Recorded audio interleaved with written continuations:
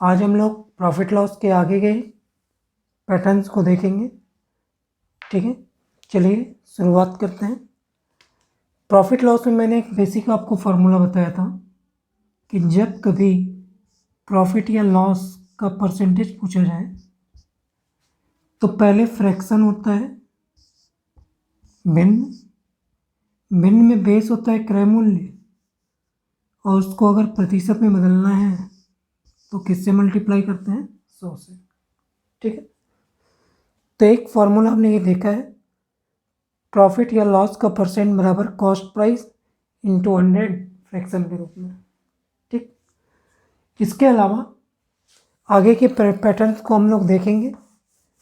तो सामान्य तौर पर जब कभी हमको बोला जाता है 10% प्रॉफिट, क्या बोला जाता है? 10% प्रॉफिट, तो हम लोग मैथ्स के लैंग्वेज में इसको बोलते हैं 110%। 10% प्रॉफिट मतलब वैल्यू क्या रखते हैं? 110%। तो ये 110% क्या, प्रॉफिट को हमेशा 100 से प्लस करके रखते हैं परसेंटेज को। अगर प्रॉफिट का परसेंट है तो उसको 100 से हमेशा प्लस करके पुटअप किया जाता है। उसी जगह अगर कहीं पे लिखा हो 8% हानि या लॉस, तो हमेशा लॉस को 100 से माइनस करके रखा जाता है। मेरा कहने का मतलब था कि हम बचपन से पढ़ते आ रहे हैं कि अगर प्रॉफिट का परसेंटेज दिया हो तो उसे 100 से प्लस करके रखते हैं, और लॉस का अगर परसेंटेज दिया हुआ है, लॉस अगर परसेंटेज दिया है तो उसे 100 से माइनस करके लिखते हैं।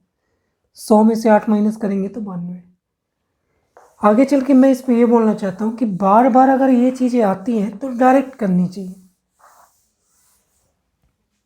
कहीं पे लिख दिया 25% लॉस, तो हम वहाँ पे वैल्यू के रूप में किसको पुटअप करते हैं? 100 में से 25 माइनस किए तो वैल्यू क्या रखेंगे? 75। कहीं पे बोला गया 12% प्रॉफिट, तो हम डायरेक्ट क्या वैल्यू रखते हैं? 112%। तो जब कभी प्रॉफिट के परसेंटेज या लॉस के परसेंटेज की बात होगी तो आप डायरेक्ट प्रॉफिट को 100 से जोड़ के लिखेंगे और लॉस को माइनस करके लिखेंगे। ठीक है, इसके अलावा मैंने आपको एक फार्मूला तो बता ही दिया, अब मैं आपको एक नया फार्मूला बता रहा हूँ जिसको आप हमेशा याद रखेंगे कि कॉस्ट प्राइस या क्रय मूल्य को ज्ञात करने का सीधा सीधा एक सूत्र होगा।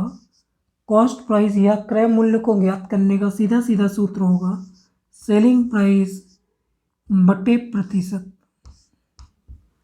सेलिंग प्राइस बटे प्रतिशत, और ये प्रतिशत किसका होगा? तो मैंने अभी बताया, अगर प्रॉफिट दिया तो 100 से प्लस करके रखेंगे, लॉस दिया तो माइनस। तो कॉस्ट प्राइस का फॉर्मूला हुआ सेलिंग प्राइस या विक्रय मूल्य बटे प्रतिशत। ठीक है, विक्रय मूल्य में प्रतिशत से भाग करेंगे। ठीक, ये हुआ क्रय मूल्य का फॉर्मूला। कहीं पे आ गया सेलिंग प्राइस, विक्रय मूल्य, तो विक्रय मूल्य का फॉर्मूला होगा cost price into percentage. Cost price into percentage, विक्रय मूल्य बराबर क्रय मूल्य गुणे प्रतिशत। प्रतिशत के मान को हमेशा 100 से जोड़ के या 100 से घटा के रखते हैं। अगर प्रतिशत लाभ है तो 100 से जुड़ेगा, और अगर प्रतिशत हानि है तो 100 से घटेगा। तो तीन चीज़ें नज़र आ रही हैं, सेलिंग प्राइस, कॉस्ट प्राइस और परसेंटेज। तो कोई भी ऐसा प्रश्न प्रॉफिट लॉस का जिसमें इन तीन चीज़ों के बारे में बात हो तो ये दो बेसिक फार्मूले आप रखते जाइए, सबके उत्तर आते जाते हैं। ठीक है, कॉस्ट प्राइस मतलब लागत, तो लागत मूल्य बराबर होता है विक्रय मूल्य सेलिंग प्राइस बटे परसेंटेज। ये मोस्ट इम्पॉर्टेंट है किसी भी प्रश्न में, चाहे वो एक स्टेप का प्रश्न हो, 2 स्टेप का या 3 स्टेप का।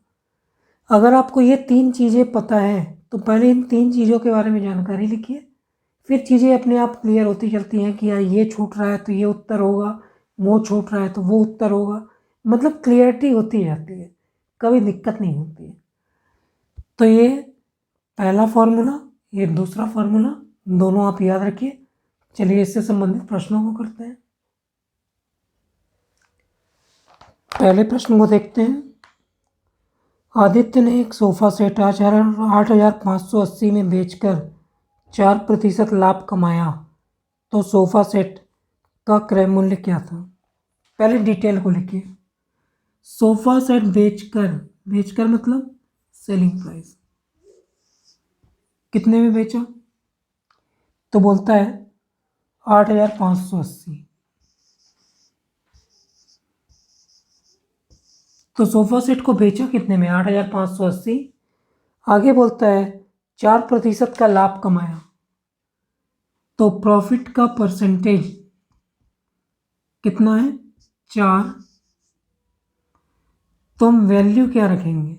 मैंने आपको बताया प्रॉफिट का अगर परसेंटेज 4 है तो 100 से जुड़ेगा, तो जुड़ करके कितना होगा? 104%। प्रॉफिट का परसेंटेज कितना है? 4, लेकिन वैल्यू क्या रखेंगे? 104, क्योंकि प्रॉफिट को 100 से जोड़ते हैं।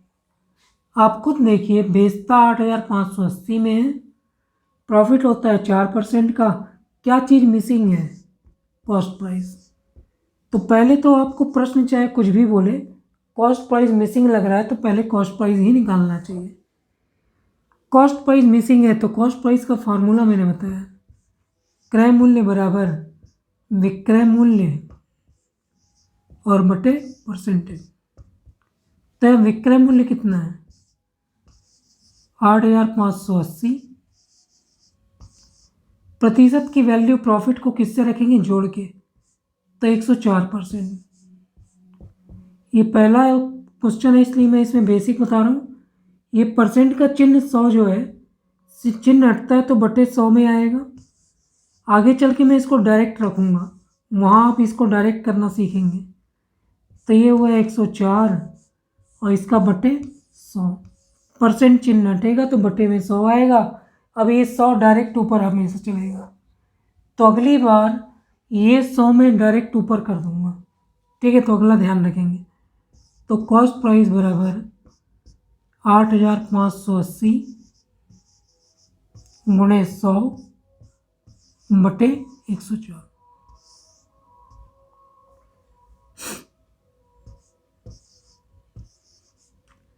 काटेंगे आप, ये बटे का 100 पलट के ऊपर चला जाएगा, काटने पीटने में अंतिम रूप से उत्तर आएगा 8,250। तो जितना जल्दी आप कैलकुलेट करेंगे उतना जल्दी उत्तर आएगा। तो विक्रय मूल्य कितना था? 8,580। प्रॉफिट का परसेंटेज कितना था? 4% प्रॉफिट, तो 104। क्या चीज़ मिसिंग है? Cost price. तो कॉस्ट प्राइस का फार्मूला है सेलिंग प्राइस बटे परसेंटेज, विक्रय मूल्य बटे प्रतिशत। तो विक्रय मूल्य 8,580, प्रतिशत 104। जो प्रतिशत का चिन्ह हटेगा 100, वो इधर पलट के ऊपर आ जाएगा। यहाँ हम कैलकुलेट करेंगे, तो अगर मैं इसको काटूँ 4 से तो ये 26 बार, ये 25 बार, फिर इसको 13 से काटूँगा। ठीक है, तो कट जाएगा। कट पीट के उत्तर कितना प्राप्त होगा? 8,250 रुपये। अगला प्रश्न देखते हैं। एक कुर्सी को 873 में बेचने से 10% हानि होती है, तो कुर्सी का क्रय मूल्य क्या होगा? दिया है कि 873 में बेचा जाता है कुर्सी, तो सेलिंग प्राइस 873 बेचा। बोलता है लॉस का परसेंटेज कितना दिया है? 10। तो अगर 10% लॉस है तो उसको वैल्यू क्या रखते हैं? 90। 100 से कम करेंगे, तो एक कुर्सी को 873 में बेचे, 10% का लॉस हुआ, तो वैल्यू क्या रखें? 90। क्या चीज़ मिसिंग है? खुद समझ में आ रहा है, पूरे प्रश्न में कॉस्ट प्राइस नहीं है, तो कॉस्ट प्राइस निकालना है। कॉस्ट प्राइस का एक सूत्र होता है, सेलिंग प्राइस बटे प्रतिशत। तो सेलिंग प्राइस रखेंगे, दिया हुआ है सेलिंग प्राइस 873 और वैल्यू 90%। मैंने बोला है कि यहाँ प्रतिशत के चिन्ह को अब मैं डायरेक्ट लिखूंगा, तो ये क्या बनेगा 873 प्रतिशत पलट के ऊपर चला जाएगा तो 100/90 काटेंगे 9 9 या 81 बचा 6 9 7 63 काटने पीटने पे अंतिम रूप से उत्तर कितना प्राप्त होगा 970। तो उस कुर्सी का क्रय मूल्य उत्तर 970 रुपये होगा।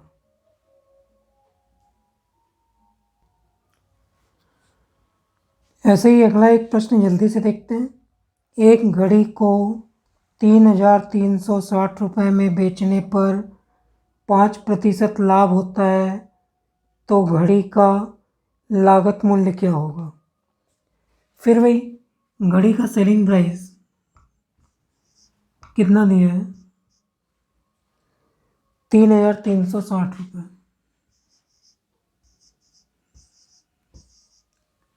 आगे लिखता है प्रॉफिट का परसेंटेज कितना है 5% प्रॉफिट, तो इसकी वैल्यू क्या रखेंगे। प्रॉफिट होता है तो 100 से ज़्यादा 105%, और घड़ी का कॉस्ट प्राइस क्या होगा। तो समझ में अभी आ रहा है कि कॉस्ट प्राइस तो दिया नहीं है, तो आपको कॉस्ट प्राइस निकालना है। घड़ी का विक्रय कितना था 3,360।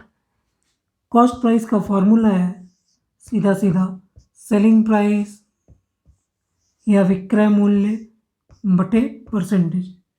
तो यहाँ विक्रय मूल्य कितना था 3,360 और प्रतिशत की वैल्यू कितनी थी 105%। तो मैंने पहले ही बोला कि इसको डायरेक्ट करना चाहिए, तो प्रतिशत चिन्ह हटेगा तो ऊपर जाएगा 100, तो 3,360 गुणे 100 बटे 105। अगर मैं काटूं तो ये 5 से कटेगा तो ये 20, ये 21। अब 21 को इससे भाग करेंगे तो अंतिम रूप से उत्तर प्राप्त होगा।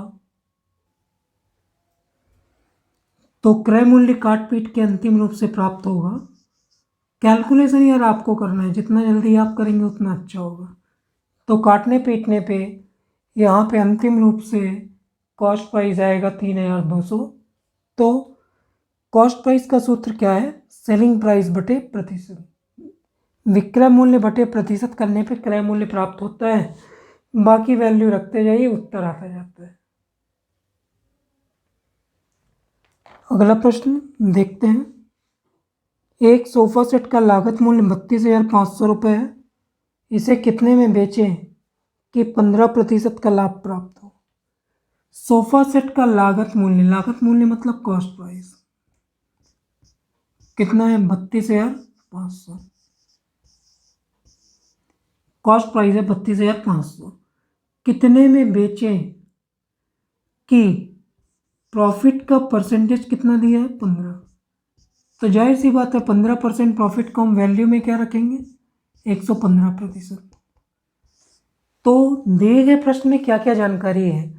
कॉस्ट प्राइस है 32,500, प्रॉफिट का परसेंटेज कितना है 15 मतलब 115%। क्या चीज़ मिसिंग है सेलिंग प्राइस। क्या मिस है सेलिंग प्राइस, तो हमको सेलिंग प्राइस निकालना है। सेलिंग प्राइस का मैंने फॉर्मूला बताया विक्रय मूल्य का, तो कितने में बेचे मतलब विक्रय मूल्य। तो विक्रय मूल्य का फॉर्मूला था cost price into percentage.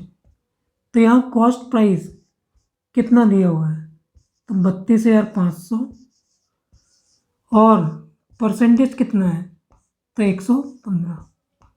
Percent का चिन्ह हटता है तो बटे 100, तो 32,500 गुणे 115 और बटे 100। तो ये 0 0 कट गया, 325 गुणे 115। जितना फास्ट कैलकुलेट करेंगे तो विक्रय मूल्य अंतिम रूप से गुणा करने में प्राप्त होगा 37,375। जितना फास्ट आप कैलकुलेट करेंगे उतना जल्दी उत्तर आएगा। सेलिंग प्राइस या विक्रय मूल्य का सूत्र होता है क्रय मूल्य गुणे प्रतिशत। क्रय मूल्य था 32,500, प्रतिशत की वैल्यू थी 115, कैलकुलेट किए 325, काटे पीटे 325 गुणे 15 होता है 37,375।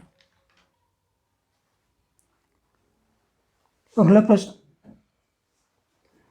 अशोक एक मोटरसाइकिल 40,000 में खरीदता है, इसकी मरम्मत पर वह 5,000 रुपये खर्च करता है। ऐसा क्वेश्चन हमने पिछली क्लास में देखा है कि मरम्मत करवाना मतलब होता है लागत लगाना। तो मोटरसाइकिल का कॉस्ट प्राइस कितना था, तो उसने मोटरसाइकिल खरीदी कितने में, तो 40,000 में। मरम्मत पर कितना खर्च किया, 5,000 रुपये। तो कुल लागत कितनी थी, 40,000 में खरीदा, 5,000 रुपये मरम्मत में लगाया, तो कुल लागत उसकी कितनी थी, 45,000। तो अशोक ने मोटरसाइकिल में अपनी कुल लागत कितनी लगाई, 45,000। आगे शर्त रखता है कितने में बेचे कि 4% हानि हो। लॉस का परसेंटेज कितना दिया है, 4। तो 4% को हम क्या रखेंगे, 100 से कम मतलब 96। ठीक है, अगली बार मैं ये डायरेक्ट करूँगा। तो उसने बोला कितने में बेचे, तो सेलिंग प्राइस का फॉर्मूला होता है कॉस्ट प्राइस इंटू परसेंटेज। ठीक है, तो percentage, cost price into percentage, cost price कितना है, तो यहाँ कॉस्ट प्राइस कितना है, 45,000, और प्रतिशत कितना है, 96। प्रतिशत चिन्ह हटेगा, तो 45,000 गुणे 96/100,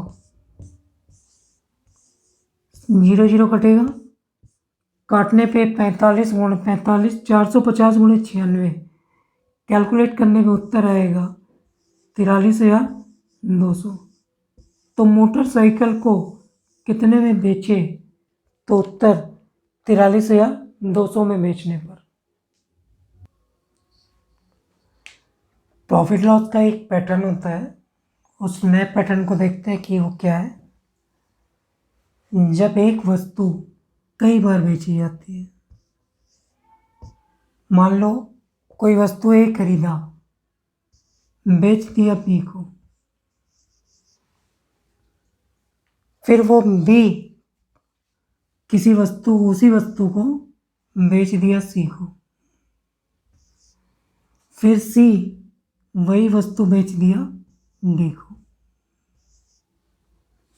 तो जब एक ही वस्तु को लगातार कई बार बेचा जाता है, हमेशा विशेष ध्यान रखेंगे, जब एक ही वस्तु को लगातार कई बार प्रॉफिट लॉस में बेचा जाता है, तो हमेशा पहले व्यक्ति के लिए क्या होता है, कॉस्ट प्राइस। हमेशा पहले व्यक्ति के लिए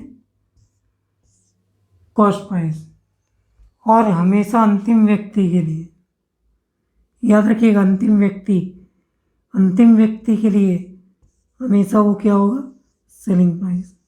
इस बात का विशेष ध्यान रखना है कि जब एक ही वस्तु लगातार कई बार बेची जाती है, तो केवल पहले वाले के लिए वो क्या होता है, कॉस्ट, और अंतिम वाले के लिए सेलिंग।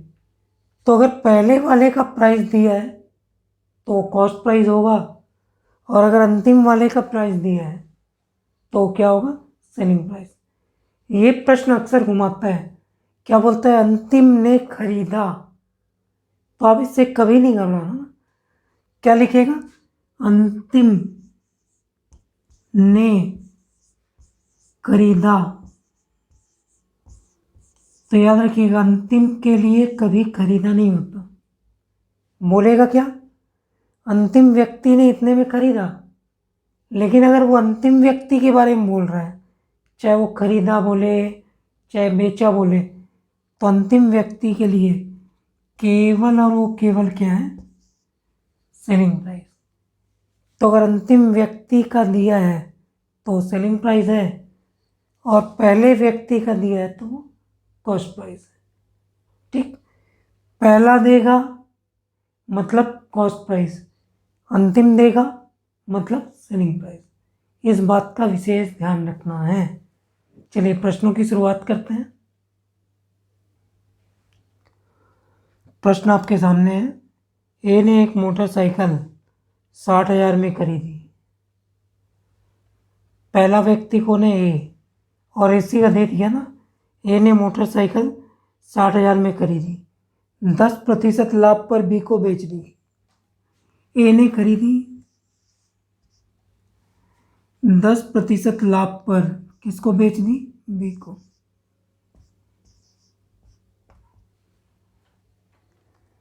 बी ने इसे 5% लाभ पर सी को बेच दी। बी ने किसको बेच दिया? सी को। कितने % लाभ पर? 5। सी ने 15% लाभ पर डी को बेच दी। सी ने 15% लाभ पर डी को बेच दी। ए ने बेचा बी को, बी ने बेचा सी को, सी ने बेचा डी को। और लिखा है शुरुआत में ए ने मोटरसाइकिल 60,000 में खरीदी। किसने खरीदी? ए ने। ए ने मतलब, तो ये 60,000 क्या है? Cost price. तो डी ने इसे कितने में खरीदा? Question mark. तो अंतिम व्यक्ति क्या होता है? विक्रय मूल्य। और पहला व्यक्ति क्या होता है? क्रय मूल्य। तो क्रय मूल्य दिया है, विक्रय मूल्य निकालना है। चलिए, विक्रय मूल्य का सूत्र मैंने बोला था, सेलिंग प्राइस इक्वल टू क्या? Cost price into percentage. ठीक है, ये सूत्र था। तो क्या होगा? सेलिंग प्राइस 10% लाभ, तो डायरेक्ट करेंगे 60,000 गुणे 110। 5% लाभ तो 105। 15% का लाभ तो गुणे 115। क्रय मूल्य गुणे प्रतिशत। 10% लाभ मतलब 110, 5% लाभ मतलब 105, 15% लाभ मतलब 115। कैलकुलेट करते हैं, 60,000 बटे बटे कन्वर्ट कर लो, 110 बटे 100, 105 बटे 100 और 115 बटे 100।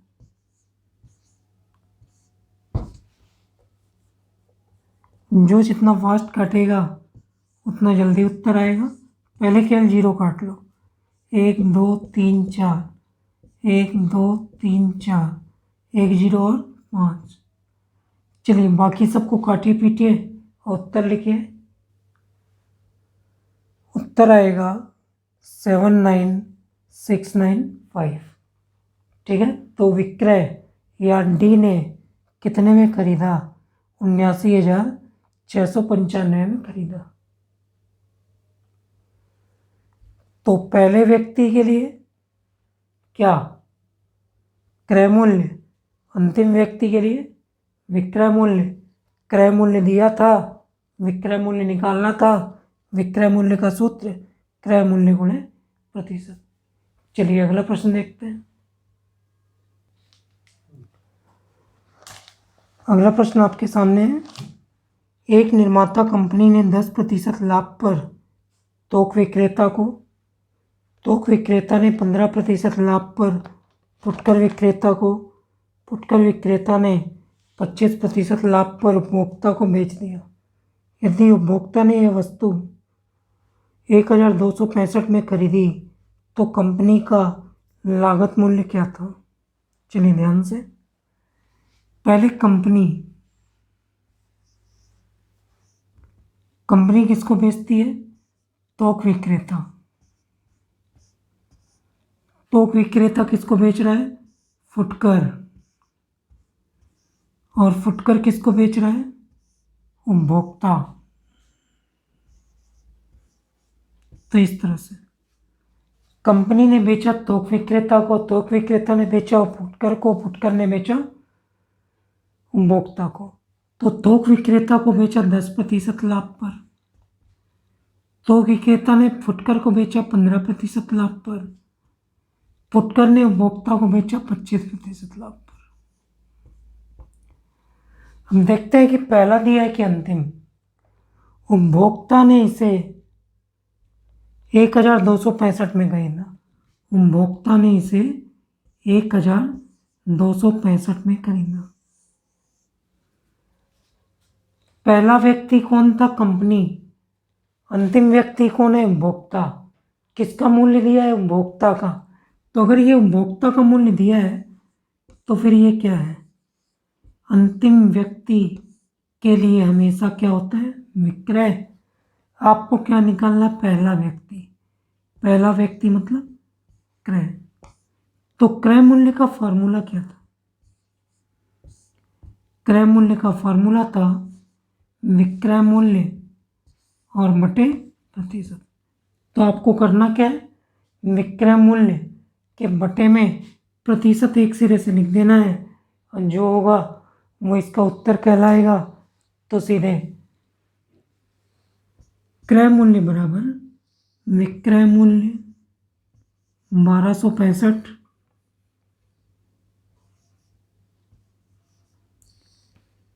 बटे प्रतिशत। चलिए प्रतिशत नहीं किएगा, 10% लाभ मतलब 110 गुणे 15% लाभ मतलब 115 और 25% लाभ मतलब 125। ठीक है। तो सूत्र क्या है? विक्रय मूल्य बटे प्रतिशत। पहला प्रतिशत 10%, 110 लाभ, 15 115 और 125 सबका जो भिन्न है मतलब बटे का 100% का सब पलट के ऊपर जाएगा। तो क्या बनेगा? 1265 गुणे 100 गुणे 100 और गुणे 100, तीनों प्रतिशत का बटे 110, 115 और 125। जो जितना फास्ट काट सकता है काटे, उतना जल्दी उत्तर आएगा। 1 जीरो से 1 जीरो कटा, 25 चौके 25 पंचे 20, 23, 5 से कटे, 5 चौके 20, 4, 11 से काटेंगे, 11 एकम 11, फिर 11 एकम 11, पहले 11 से 11 एकम 11, फिर 11 एकम 11, फिर 11 पुनः 65। तो ये हो गया 115। फिर ये 115 23 से कटेगा, कितनी बार जाएगा? 5 बार। 5 दूनी 10, 10 कैलकुलेट करेंगे, काट पीट के हल करेंगे तो 16 पंचे 80। तो क्रय मूल्य कितना प्राप्त होगा? 800। कंपनी ने किसको बेचा? थोक विक्रेता को। थोक विक्रेता ने किसको बेचा? फुटकर को। फुटकर ने किसको बेचा? उपभोक्ता को। उपभोक्ता ने 1265 में खरीदा। पहला व्यक्ति क्रय मूल्य होता है, अंतिम व्यक्ति विक्रय मूल्य होता है। उपभोक्ता ने 1200 में खरीदा। खरीदा से मतलब नहीं है, अंतिम व्यक्ति है तो विक्रय मूल्य होगा। तो विक्रय मूल्य 1265, क्रय मूल्य निकालना है। क्रय मूल्य का सूत्र है विक्रय मूल्य बटे प्रतिशत। विक्रय मूल्य बटे प्रतिशत, 10% लाभ 110, 15% लाभ 115, 25% लाभ 125, सबका बटे 100 ऊपर चला गया, काटे पीटे तो अंतिम रूप से कंपनी द्वारा वस्तु का लागत मूल्य उत्तर 800। अगला प्रश्न देखते हैं ऐसा ही। ए ने एक साइकिल बी को 20% लाभ पर बेचता है। बी इसे 25% लाभ पर सी को बेचता है।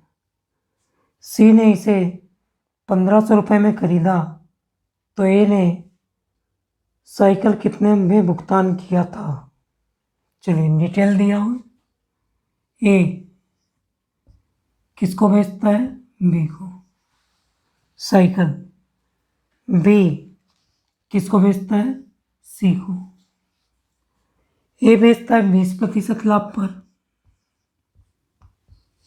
बी बेचता है 25% लाभ पर,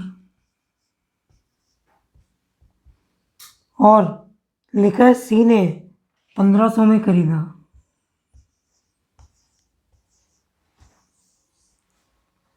तो जब एक वस्तु कई बार बेची जाती है तो पहले व्यक्ति के लिए क्या होता है? Cost price.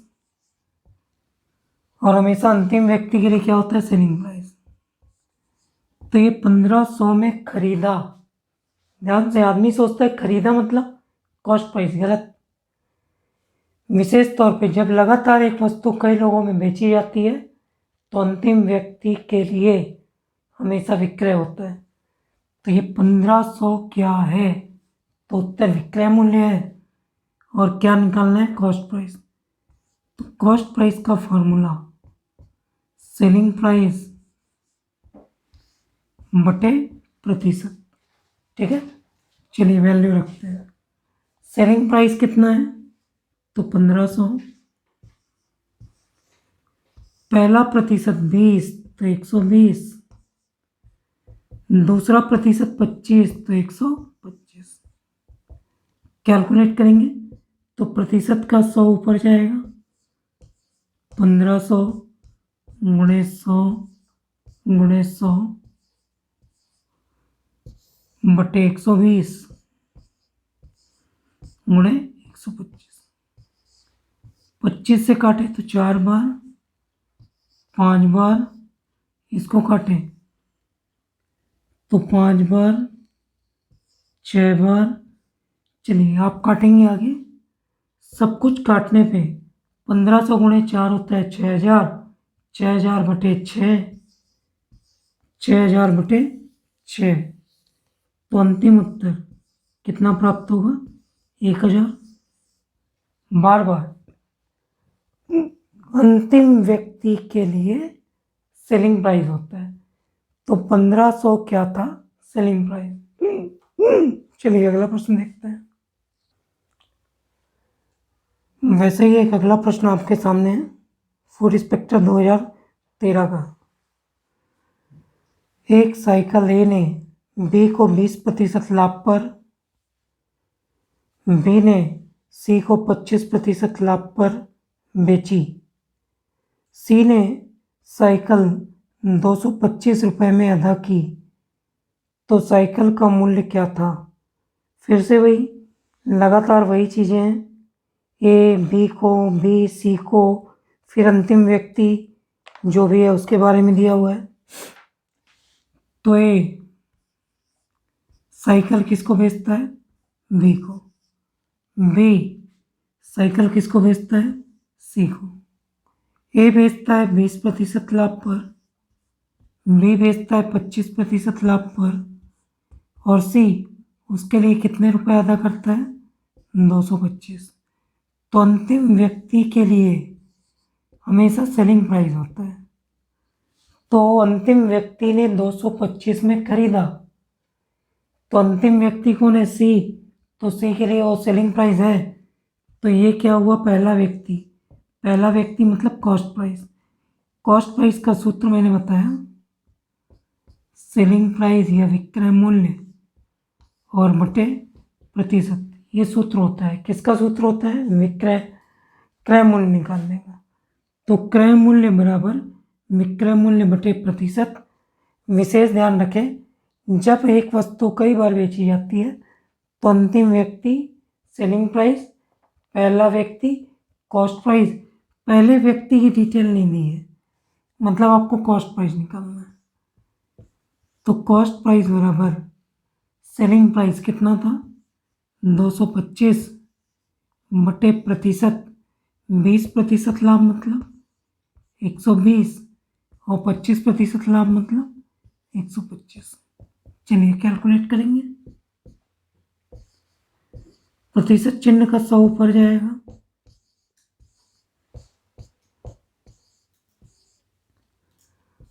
और नीचे में 120 और 125। जितना फास्ट काटेंगे उतना अच्छा है। इसको काटे 5, 6, 4, 5, इसको काटेंगे। सब कुछ काट पीट के हल करने में अंतिम रूप से उत्तर कितना प्राप्त होगा? 150।